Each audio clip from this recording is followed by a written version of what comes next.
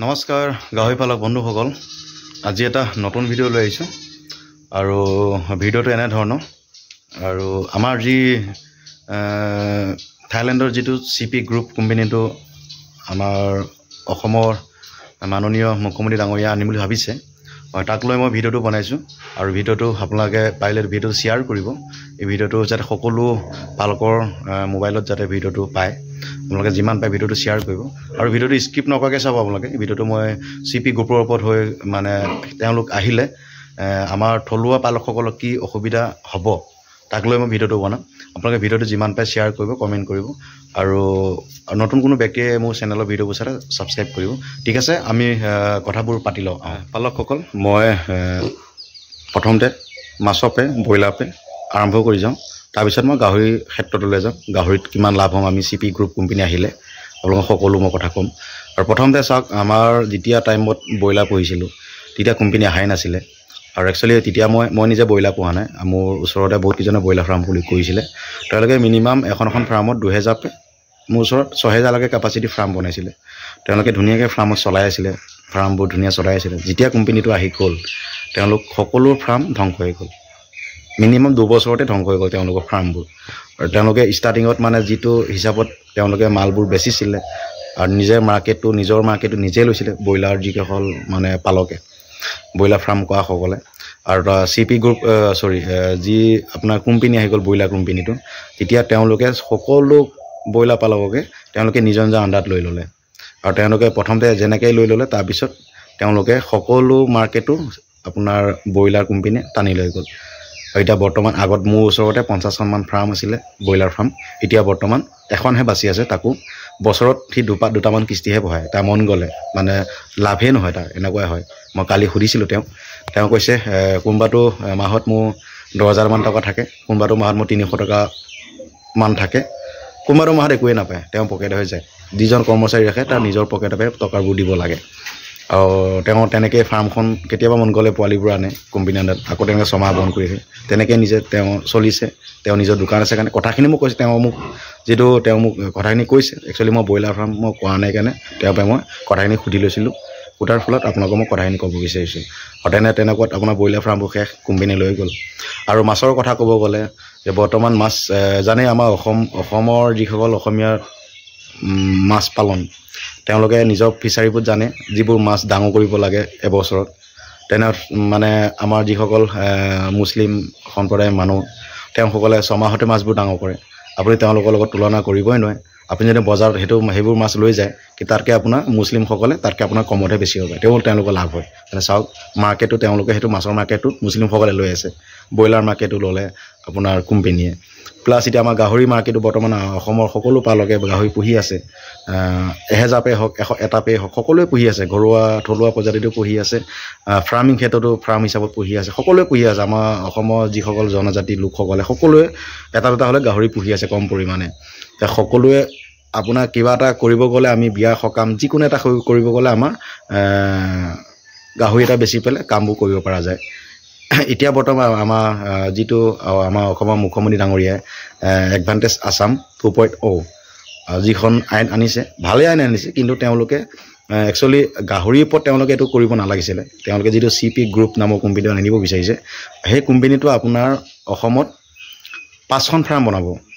এখন ফাৰ্মত কেপাচিটি থাকিব 100 কেপাচিটি 5,000 যিবোৰ আপোনাৰ পোৱালি দিয়া মাইকী তেওঁলোকে 5,000 কেপাচিটি কৰিব আৰু অসমত 5খন ফাৰ্মত কিমান প্ৰডাকশ্যন পোৱালি হ'ব আপোনালোকে নিজে হিচাপ কৰি চাব কমে তেওঁলোকৰ ফাৰ্মৰ যিবোৰ গাহৰি কমে 15টা পোৱালি দিয়ে কমে ওপৰে তেওঁলোকৰ 20-22টালৈকে দিয়ে আমি গুগলত দিয়ে চাৰ্চ কৰি চাইছোঁ পাইছোঁ আমাৰ গাহৰি দিয়ে 12টাপে 10টাপে 8টাপে 6টা এনেকুৱা দিয়ে তেওঁলোকৰ ষ্টাৰ্টিঙে 15টামান দিয়ে কমে 15টামান দিয়ে আৰু সেই কোম্পানী যদি আহে তেওঁলোকে প্ৰথম মাৰ্কেটটো এনেকৈ ল'ব য'ত ফাৰ্ম বনাব তেওঁলোকে এখন ফাৰ্মত 100 কেপাচিটি 5,000 থাকিব সেই পোৱালিবোৰ 5,000 100 কেপাচিটি পোৱালি কিমান থাকে হয়তো আপোনালোকে গম পায় আৰু সকলো পোৱালিবোৰ তেওঁলোকে ফেটেনিং কৰিব মিটৰ কাৰণে কৰিব মাংসৰ কাৰণে আৰু যেতিয়া তেওঁলোকে মাৰ্কেটত এৰিব এতিয়া যিটো ৰেটত এৰিব সেইটো ৰেটত আমি বেচিবই নোৱাৰিম এতিয়া বৰ্তমান লাইভ ৱেট চলি আছে 240 250 টকা কিন্তু তেওঁলোকে লাইভ ৱেট মিনিমাম 150 টকা কৰিব যাতে আমাৰ যিসকল থলুৱা পালকে যাতে আমি গাহৰিটো একো নাপাওঁৱে তেওঁলোকে এনেকুৱা কৰি দিব